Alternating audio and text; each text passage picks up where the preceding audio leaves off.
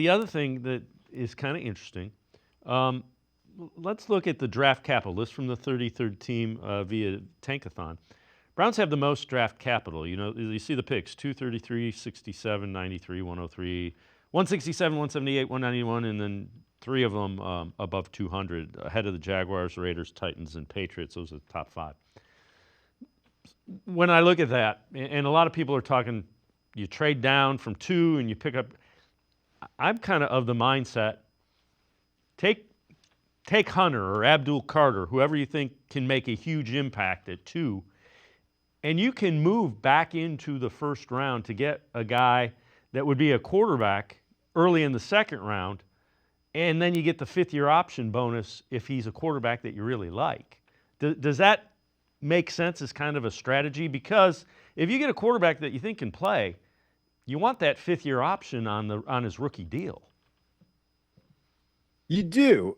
It's definitely a potential positive. I think the number of times though where it's actually been tremendously useful has been smaller than people sort of expected it to be, or maybe, think of it when it comes to those draft moves and you're like, do we just take the guy in the second round or do we trade back into the first to get that fifth year option?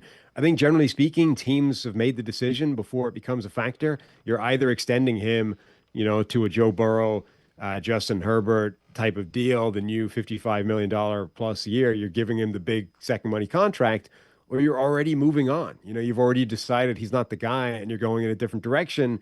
And the fifth year option probably doesn't do you an awful lot of good. I think that the number of times where it takes teams 4 years to figure out whether they've got a guy or not is just smaller than you think it is. So I think you're right. It's entirely possible or an arguable position to just take the best player at number 2 overall. Don't try and get too cute. Don't try and maximize draft picks. Let's just pick your favorite player in the draft, whether it's Travis Hunter, whether it's Abdul Carter, whoever. Grab that guy at 2.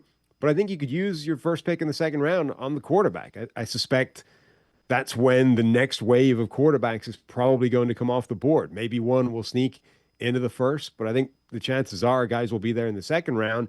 If you want to grab a quarterback, you can probably grab one at the top of the second, and you'll know pretty early whether or not he's going to be your guy to the point where you want to give him that second contract.